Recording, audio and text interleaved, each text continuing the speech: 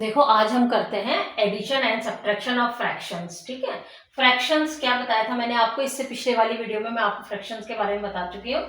Fractions इन्हें, ये तो नंबर्स, ठीक है, हाँ ये फ्रैक्शनल पार्ट को रिप्रेजेंट करता है, इसीलिए हम इन्हें फ्रैक्शन कह देते हैं।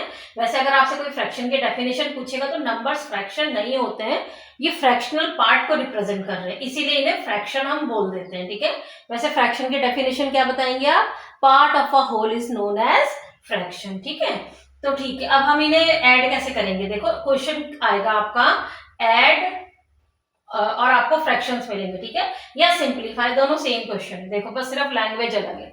सिंप्लीफाई लिखा हुआ है, सिंप्लीफाई का मतलब क्या होता है? सिंप्लीफाई का मतलब होता है, आपसे कोई कहता है अगर मेरे पास 2 + 6 टॉफीज है, तो आप बोलोगे ना सिंपल वे में बोलना 8 टॉफीज है ना।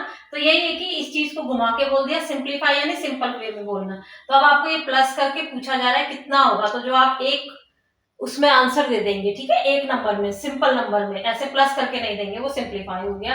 या फिर ऐड लिखा होगा तो ऐड का मतलब भी आप यही तो करेंगे, एंड की जगह क्या लगा देते हैं हम? अपना मैथमेटिकल ऑपरेशन। ठीक है, और जब तक मैथमेटिकल ऑपरेशन ना लगाओ बीच में, हम सोल्यूशन नहीं कर सकते। कुछ बच्चों को मैंने देखा है वो एंड के साथ ही सोल्यूशन करना शुरू कर देते हैं। यहाँ पर ऐड उनके माइंड में चल रहा है कि मुझे प्लस करना है, एंड ही रहेगा और वो प्लस भी कर देंगे एलसीएम लेके। ऐसा नहीं होता है, जब तक कोई इंग्लिश का नंबर बीच में है, सॉरी इंग्लिश का वर्ड बीच में है, आप ऐड नहीं कर सकते। इस इंग्लिश वर्ड को पहले आपको रिप्लेस करना पड़ेगा मैथमेटिकल ऑपरेशन में, तभी आप जाके इसको आगे सॉल्व कर सकते हैं। ठीक है,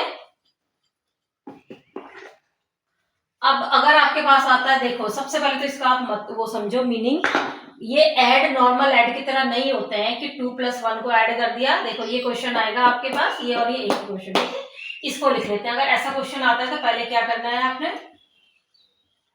पहले आपने ऐड की जगह, प्लस की जगह, एंड की जगह ऐड का साइन देना है। ठीक है, 2/3 प्लस 1/4। अब आप शुरू करेंगे अपना मैथमेटिकल ऑपरेशन। ठीक है, ऐड के साथ नहीं करना है। अच्छा देखो, ये वाले जो ऐड होते हैं ये बिल्कुल, अगर आप ऐसे लिखते हैं 2 + 1 = 3 और 3 + 4 = 7, तो ये बिल्कुल गलत है। ठीक है, ये वाले ऐड ऐसे नहीं होते हैं, फ्रैक्शंस के ऐड ऐसे नहीं होते हैं।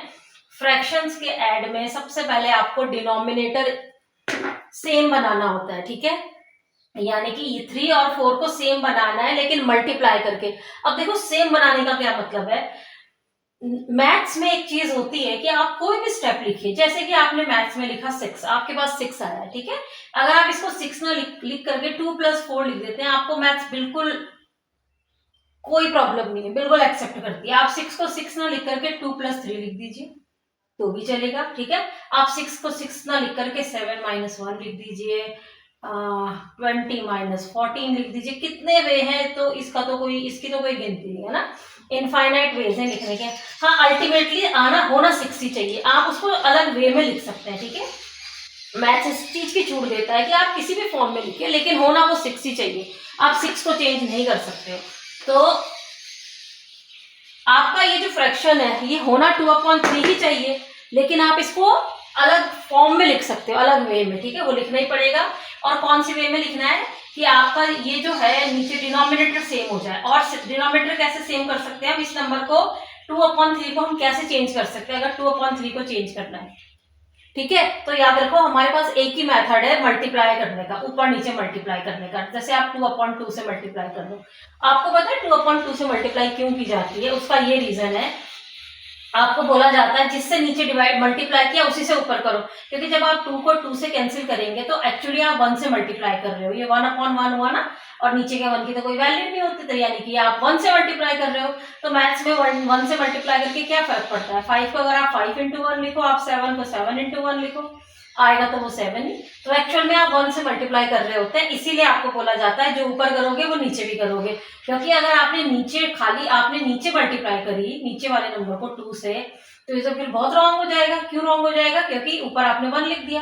ठीक है, तो इसका मतलब तो 2/3 आपको दे रखा था और आपके पास कोई राइट नहीं है नंबर चेंज करने का, आपने 2/3 का नंबर ही चेंज कर दिया, आपने उसका हाफ कर दिया, तो आपका आंसर चेंज हो गया ना।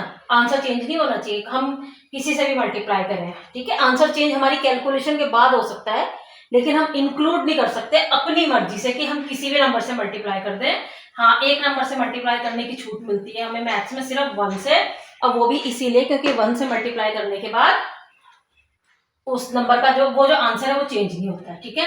तो 3 और 4 को सबसे पहले तो मुझे ये देखना है, इन दोनों का एलसीएम मुझे निकालना पड़ेगा, ठीक है। एलसीएम किसे कहते हैं याद है, मैंने इससे पहले वाली वीडियो में एलसीएम का मतलब बताया है, वो आप देख लीजिएगा। लीस्ट कॉमन मल्टीपल, ठीक है। एलसीएम शॉर्टकट में कैसे निकालते हैं, शॉर्टकट मेथड भी मैंने दिया है आपको एक वीडियो में, आप उसको भी देखिएगा।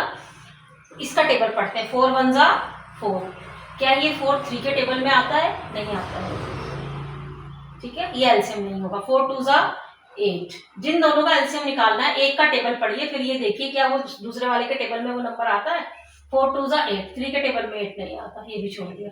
4 3 जा 12, ठीक है, 4 3 जा 12, क्या 3 के टेबल में 4 आता है, यस, 3 4 जा 12 होता है। तो 12 ऐसा नंबर है, ये दोनों के टेबल में आ रहा है, 3 के भी 4 के भी, तो इनका 3 और 4 का एलसीएम कितना होगा, 12, ठीक है। तो ये आपका एलसीएम हो गया 3 और 4 का। अब क्या करना है आपने, देखो इसको एलसीएम बनाना है, एलसीएम 3 को, अब खाली इतने इतने फ्रैक्शन की बात कर लेते हैं पहले, ठीक है। 2/3 की अगर हम टेकिंग ले लेते हैं इसको 2/3 को, आप डायरेक्ट यहीं पर भी कर सकते हैं, ये पहले आप सीखिए कि करना कैसे, ठीक है। पहले हम 2/3 ले रहे हैं, क्यों, क्योंकि हमने दोनों का डिनोमिनेटर इक्वल बनाना है। इस चीज को याद कर लीजिए, जब तक डिनोमिनेटर यानी नीचे वाला नंबर, नीचे वाले को डिनोमिनेटर कहते हैं, ऊपर वाले को न्यूमरेटर, जब तक डिनोमिनेटर इक्वल नहीं होते हैं ना तो आप फ्रैक्शंस को ऐड कर सकते हैं ना सब्ट्रैक्ट कर सकते हैं। तो आपका एम यही है कि डिनोमिनेटर में कैसे इक्वल बनाओ, ठीक है। और बनाना एक ही तरीके से होता है, हमारे पास सिर्फ मल्टीप्लाई वाला मेथड होता है, ठीक है, कि इसको किससे मल्टीप्लाई करूं कि कोई हमें नंबर मिले, फिर वही नंबर में इसको किससे मल्टीप्लाई करूं कि हमें मिले, तो वो फर्स्ट नंबर कौन होता है, एलसीएम, ठीक है, 12। यानी कि अब मैं इसको किससे मल्टीप्लाई करूं 2/3 को, कि नीचे मेरा डिनोमिनेटर मेरा सेम आ जाए, ठीक है, 12 बन जाए डिनोमिनेटर, इस 3 को हमें क्या बनाना है, 12, तो किससे मल्टीप्लाई करनी पड़ेगी, 3 1 जा 3, 3 2 जा 6, 3 3 जा 9, 3 4 जा 12, 4 जा 6, ठीक है, 4 जा, लेकिन वही आपसे क्या बोला, नीचे मल्टीप्लाई करके ऊपर जरूर करना है, क्योंकि अल्टीमेटली हमें 1 से मल्टीप्लाई करना है, ठीक है। तो ये आपका आ गया। अब हमें मेथड रूल पता है मल्टीप्लाई का, क्या रूल होता है, आपने नीचे वाले की मल्टीप्लाई नीचे वाले से, ऊपर वाले की मल्टीप्लाई ऊपर वाले से, ठीक है। 2 4 जा 8 12, ठीक है। अब ये 12 बन गया, हमारा एम था इसको 12 बनाना नीचे वाले को, ठीक है, इसका काम हो गया।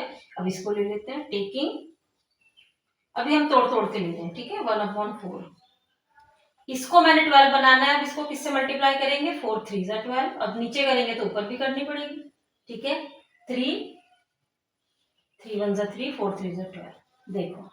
अच्छा एक चीज आप देखो, अगर आप इसको कैंसिल करते हो ना, कितना आएगा, 4 2 जा 8, 4 3 जा 12, अल्टीमेटली मेरा यही फ्रैक्शन आ जाएगा ना। मैंने फ्रैक्शन को नहीं छेड़ा है, फ्रैक्शन वही है अभी भी, उसका सिर्फ तरीका लिखने का चेंज हो गया, ये अभी भी 2/3 ही है, ठीक है। 3/12 को देखो कैंसिल करना नहीं है, कैंसिल करेंगे तो फिर हमारी फिर प्रॉब्लम बढ़ जाएगी, क्यों, क्योंकि कैंसिल करेंगे तो फिर वो इक्वल नहीं रहेगा ना ये नीचे का, तो इसलिए कैंसिलेशन अभी हम नहीं कर सकते, सिर्फ मैं आपको बता रही हूँ कि इसका क्या मतलब है। देखो 3 1 जा 3, 3 4 जा 12, ये भी 1/4 आ गया, इसका मतलब 1/4 को किसी ने छेड़ा नहीं है, उसका सिर्फ फॉर्म चेंज किया है। तो अब हम इसकी जगह क्या लिख सकते हैं, देखो नाउ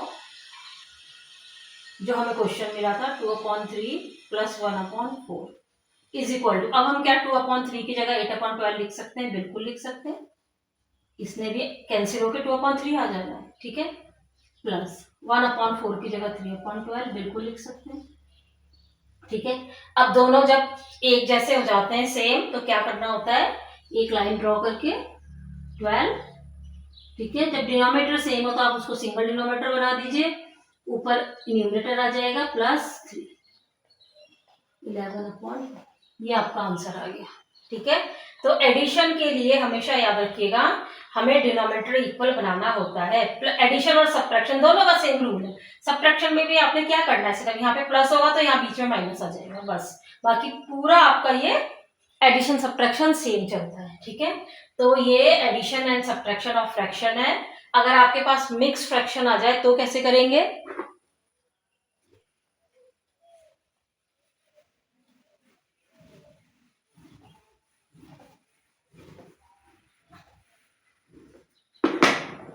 अगर आपको क्वेश्चन ऐसे मिल जाए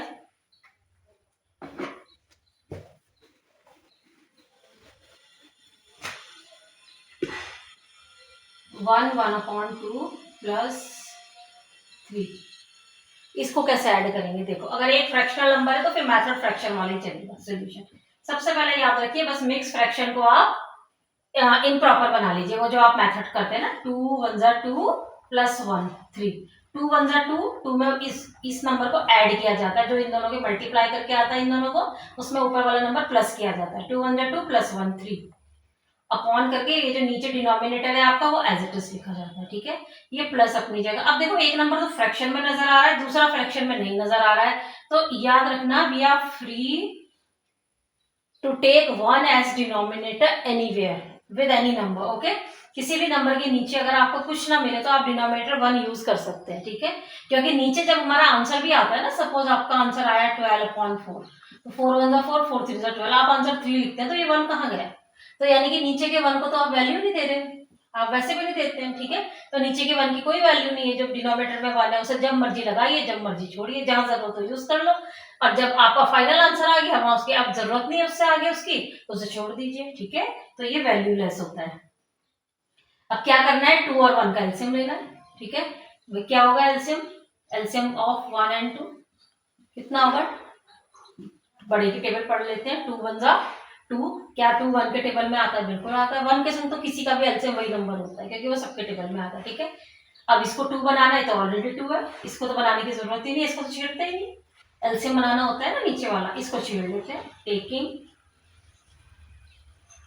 3/1 इज इक्वल टू, इसको मुझे 2 बनाना है, ठीक है, सॉरी इसको मुझे 2 बनाना है, तो क्या करूंगी 2 से मल्टीप्लाई, ऊपर करना है तो नीचे भी करना है, रूल है 3 2 जा 6 अपॉन, देखो 2 1 जा 2 2 3 जा 6 आएगा, वो फिर से 3, तो मैंने कोई छेड़छाड़ नहीं करनी 3 के संग, वो 3 है, ठीक है, बस उसकी फॉर्म चेंज है। तो अब ये ले लेते हैं नाउ, जिसे हमें ऐड करना है 3/2 प्लस 3/1 इज इक्वल टू 3/2 की जगह हम ये लिख देते हैं 6/2, इक्वल है ना दोनों, इसने भी 3/2 बन जाना है फिर, ठीक है, नहीं सॉरी 3/2 की जगह तो आपका 3/2 ही रहेगा, ये 3/2 कहाँ बनेगा, 2 1 जा 2, ये 3 बनेगा, ठीक है, ये 3/2 अपनी जगह रहेगा। ये इसको तो हमने क्यों नहीं टच किया था, क्योंकि हमने देखा एलसीएम 2 है, अगर एलसीएम 2 है इसको तो 2 बनाना था, तो ऑलरेडी 2 है, फिर इसको क्यों टच करना है ना। 3/2 प्लस इसको 3/1 को अभी हमने क्या बनाया 6/2, अब कितना हो जाएगा ये 3 + 6, 3 + 6 एक साथ अपॉन 2 एक साथ 9/2, ठीक है। आपको क्वेश्चन मिक्स में मिला है, आप भी आंसर मिक्स फ्रैक्शन में ही छोड़िए, ये थोड़ा सा तरीका होता है, जिस फॉर्म में क्वेश्चन मिला है उसी फॉर्म में आंसर छोड़ते हैं, ठीक है। मिक्स में कैसे छोड़ते हैं, आपने इमेजिन करना है डिवाइड, कि मैंने 2 को इधर लिखा है 9 को इधर लिखा है, अब मैंने अगर डिवाइड किया तो यहाँ क्वेश्चन में क्या आएगा 4 है ना, तो ये आपने इमेजिन करो 4 आएगा तो 4 आगे लिख दो 4, ठीक है। अब आपने नीचे 8 लिखा, ठीक है, अब तो वैसे डिवाइड खत्म हो गई, हमें पता है अगर और आगे डिवाइड चलते तो फिर हम और सोचते आगे इसके आगे और कितना आएगा, पूरा क्वेश्चन लिखते फिर, लेकिन हमारा क्वेश्चन खत्म हो गया। अब 2 4 जा 8 आएगा, जब मैंने 9 से 8 को माइनस किया तो 1 आया होगा, तो जो सबसे नीचे रिमाइंडर आता है वो सबसे ऊपर जाता है, और जिसका आप टेबल पढ़ रहे हो वो नीचे आता है, मतलब इसकी जगह फिक्स है, बाकी ये दोनों ये क्वोशिएंट है और ये रिमाइंडर है, ठीक है। 4 1/2 ये इसका आंसर हो गया, तो बहुत इजी है, ठीक है। यहाँ पर माइनस होता तो बस आपने माइनस कर देना था, और अगर ये वाला क्वेश्चन आया कैसे करेंगे इसको, 17/20 माइनस 1/20, अब बताइए, जब बच्चों को टफ चीजें आने लगती है ना तो इजी चीज वो और भी नहीं कर पाते, उसका रीजन क्या है वो ढूंढते रहेंगे। देखो यहाँ पर बहुत इजी है, आपका आधा काम क्वेश्चन करके दे रहा है, जो आप डिनोमिनेटर इक्वल बनाते थे ना, ऑलरेडी डिनोमिनेटर इक्वल दे रखा है, तो खुश हो जाओ, फिर क्या करना है इसमें 17/20 माइनस 1/20 इज इक्वल टू एक सिंगल 20 लिखा, ये तो आधा काम, यहाँ तक का काम तो आपको, ये वाला यहाँ तक का काम तो आपको इसने करके दे दिया ऑलरेडी क्वेश्चन ने, ठीक है। तो सिंगल 20 लिखा, सेम डिनोमिनेटर चेक करेंगे सबसे पहले, अगर सेम है तो हमें कुछ नहीं करना, डायरेक्ट आंसर पे जाना है फिर, ठीक है। 17 माइनस 1 ऊपर लिखना, तो कितना आ जाएगा 16/20। हाँ, जब ये भी आप लास्ट फाइनल आंसर छोड़ते हैं, इस चीज को हमेशा याद रखिए, ये जितना सिंप्लीफाई हो सकता है उसे सिंप्लीफाई कीजिए, ठीक है। जैसे कि दोनों 4 के टेबल में आते हैं, 4 4 जा 16, 4 5 जा 20 इज इक्वल टू 4/20, ठीक है। तो ये है आपका addition and subtraction of fraction, बहुत इजी है, ठीक है। बस ये ध्यान रखना होता है, हमें डिनोमिनेटर इक्वल करना होता है। और कैसे इक्वल करना होता है, हम डिनोमिनेटर का एलसीएम ले लेते हैं। अगर 3 डिनोमिनेटर है, 4 डिनोमिनेटर है, तो सबका एलसीएम ले लेंगे, ठीक है। और बस उसे एलसीएम हम बना लेंगे।